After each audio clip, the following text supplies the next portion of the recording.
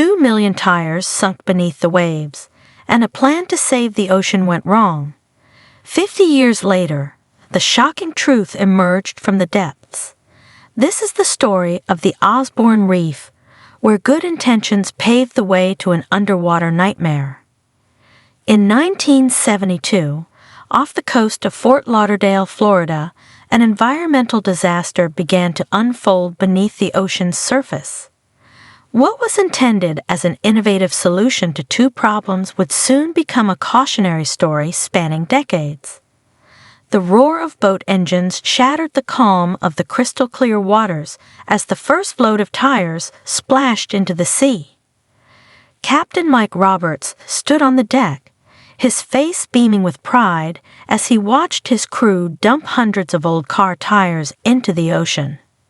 "This is going to be amazing," Mike shouted over the noise. "We're building a home for all kinds of fish and coral. Just wait and see." Little did Mike know that his well-intentioned project would soon spiral into an ecological nightmare, leaving a legacy that would take generations to address. Mike and his friends had devised what they believed was a brilliant plan. They aimed to create a massive artificial reef using discarded tires, solving two problems at once: disposing of unwanted waste and creating new habitats for marine life. The government, seeing potential in the idea, granted them permission to proceed. For months, a group of modified barges and special ships transported huge loads of tires from the shore to the chosen site. Cranes and conveyor belts efficiently moved the tires from collection points onto the boats. At sea, divers with special tools carefully placed the tires on the ocean floor. Machines on the deck bundled stacks of tires together with strong rope and metal clips, creating structures they thought would withstand ocean currents. By the end of this challenging operation, they had placed over 2 million tires on the seafloor, covering an area about the size of 35 football fields. This massive effort took months and a lot of coordination. They proudly named it the Osborne Reef, hopeful about its positive impact. Initially, signs seemed promising. Small fish darted in and out of the tire structures, and a green film began to coat the rubber surfaces. Mike and his team were convinced they had accomplished something remarkable for the ocean ecosystem. However, as years passed, a disturbing reality emerged. The anticipated coral growth and thriving marine life failed to materialize as expected. Instead of a vibrant underwater garden, the Osborne Reef increasingly resembled an eerie tire graveyard. The situation worsened as the ocean's power proved greater than anticipated. Metal clips holding the tires together corroded and snapped, while ropes binding them in bundles weakened and broke. Fast forward to 1990. A 12-year-old girl named Jenna Martinez was walking along the beach with her family when she spotted something weird in the sand. It was a tire, all beat up and covered in tiny sea creatures. "Dad, look at this!" Jenna called out. Her father came over, surprised to see a tire washed up on the shore. They had no idea it was just the beginning of a much bigger problem. Over the next few years, more and more tires started showing up on Florida's beaches. Some days, you could hardly take a step without tripping over one. People started to wonder where they were all coming from. Meanwhile, under the water, things were getting really bad. Those loose tires were like giant rubber bowling balls, smashing into real coral reefs that had taken years to grow. The once beautiful ocean floor was turning into an underwater junkyard. When scientists went down to look, they couldn't believe their eyes. A scientist from the University of Miami said it looked like a war zone down there. Tires were everywhere, piled up on the bottom, stuck between rocks, and even wrapped around the legs of sea turtles trying to swim. The place where they originally dumped all the tires was the worst. Instead of attracting lots of fish and plants, it had become a dead zone. Nothing wanted to live there anymore. It was just a big, empty patch of sand and rubber. By the early 2000s, everyone knew something had to be done. But how do you clean up 2 million tires from the bottom of the ocean? It would take time, money, and some clever ideas.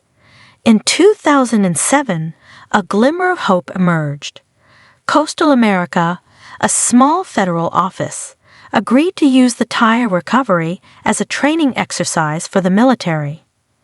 During their initial efforts, Army diver Jason Jakovenko and his team dove into action, retrieving about 1,000 tires a day. It's like trying to clean up a landfill underwater, Jakovenko commented, but we're making progress, and every tire we bring up is one less threat to the marine ecosystem. The work was fraught with dangers, strong currents, limited visibility, and the risk of entanglement in debris.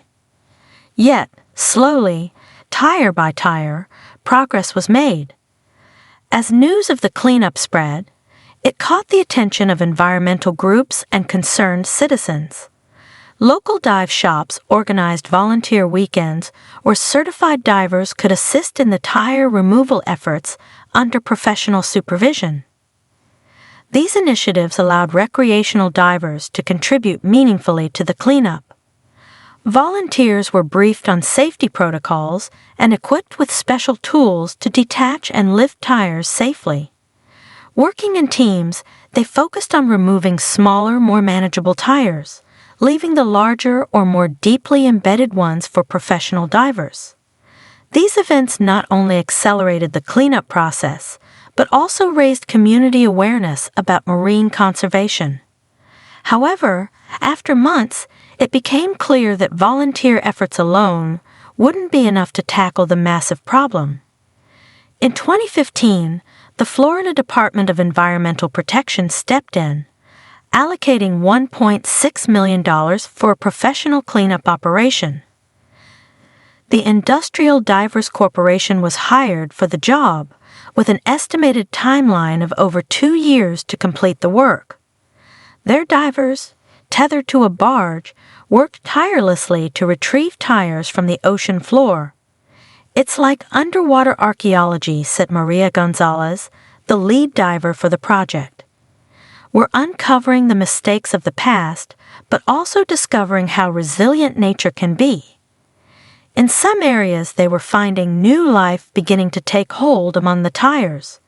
The retrieved tires were sent to Port Everglades, where they were transported by truck to the Tampa area to be burned for electricity generation. This approach ensured that the tires, once an environmental hazard, could at least provide some benefit as an energy source. As the cleanup efforts gained momentum, Captain Mike Roberts, now in his 80s, couldn't shake the guilt that had haunted him for decades. Despite his advanced age, he was determined to make amends. One day, he approached the cleanup team with an unexpected offer. "I know these waters better than anyone," Mike said, his voice trembling with emotion. "Let me help you map out the worst affected areas." Initially skeptical, the team decided to give the old captain a chance. Mike's knowledge proved invaluable, helping them identify hidden tire clusters and dangerous underwater currents. As word spread of his involvement, public opinion began to shift. Once condemned as the man who dumped the tires, he was now seen as a symbol of redemption. However, Mike's involvement wasn't without controversy. Some environmentalists argued that his presence was a publicity stunt, distracting from the real issues. The debate raged on social media, with hashtags like #MikeRedemption and #TooLittleTooLate trending. Despite the mixed reactions, Mike persevered. The turning point came during a routine mapping expedition. Mike noticed an unusual formation on the sonar. When divers checked it out, they found a new coral colony growing among the tires. Scientists were amazed. This ecosystem gave them valuable insights into how corals adapt. This discovery led to a breakthrough in coral restoration techniques, speeding up the reef's recovery. Mike's sharp observation had indirectly led to a major scientific advancement. Mike was praised for his efforts on the beach. As he stood there with tears in his eyes, he watched the truckload of tires being sent off for recycling. "I may have started this mess," he said, his voice choked with emotion, "but I'm grateful I lived long enough to see it fixed. Take care of our oceans, folks. They're more resilient than we think, but they still need our help." As the cleanup progressed, marine biologists made some startling discoveries. Dr. Elijah Katz from the University of Florida found that some species had adapted to life among the tires. "We've observed unusual behaviors in certain fish species," he reported. "Some have developed specialized feeding techniques to exploit the unique environment created by the tires."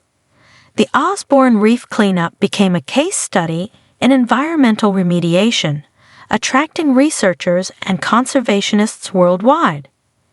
In 2018, an international conference was held in Fort Lauderdale to discuss lessons learned from the tire reef and strategies for preventing similar disasters in the future. By 2020, significant progress had been made. More tires had been removed from the ocean floor, and the impact was noticeable. Water quality improved, and marine life began to return to areas that had been barren for decades. However, challenges remained. Over 500,000 tires were still in place, many buried in the sand or covered with marine life, making them difficult and potentially dangerous to remove. The cleanup teams had to balance the need for removal with the risk of causing further damage to the recovering ecosystem. In 2022, 50 years later, an unexpected ally joined the cleanup efforts. Tech billionaire and environmental advocate Elena Reeves heard about the Osborne Reef project and saw an opportunity to test new cleanup technologies. Her company, Ocean Tech Solutions, deployed a fleet of autonomous underwater vehicles, AUVs, designed to assist human divers in locating and retrieving tires. "We're combining cutting-edge robotics with human expertise," Reeves explained at a press conference. "Our AUVs can map the seafloor and identify tire clusters, making the divers' work more efficient and safer." The introduction of this technology accelerated the cleanup efforts dramatically. After a few months, over 600,000 tires had been removed from the Osborne Reef site. Marine life was flourishing in the cleared areas, with new coral growth observed. The story of the tire reef will be remembered for a long time. It teaches us an important lesson about how, even when we try to do something good, we can sometimes cause big problems if we're not careful. Scientists are still watching to see how ocean life recovers. Some types of fish and plants are coming back quickly, while others might take many years to fully heal. Captain Mike Roberts, who helped start all this, is now a very old man living in a retirement home near the beach. He spends his days sitting on the balcony, looking out at the ocean, and thinking about what happened all those years ago. "We really thought we were doing something good for the ocean," he told a reporter recently. "I guess it just shows you can't always know how nature will react. But I'm proud of how everyone has worked together to fix our mistakes. It gives me hope that we can solve other big problems too. What will happen in the next 50 years? Maybe one day, the spot where the old Osborne Reef was will turn into a beautiful and lively underwater world again. Or it might stay as an underwater museum, reminding us to be careful when we try to change nature. So the next time you see someone changing car tires, think about where those old tires might go. Remember the lesson of the Great Tire Reef. Sometimes, even when we try to help, we can cause big problems. What do you think about this story? Could something like this happen again? How could we do a better job of protecting our oceans? Share your ideas in the comments below, and don't forget to like and subscribe for more amazing stories about our wonderful watery world.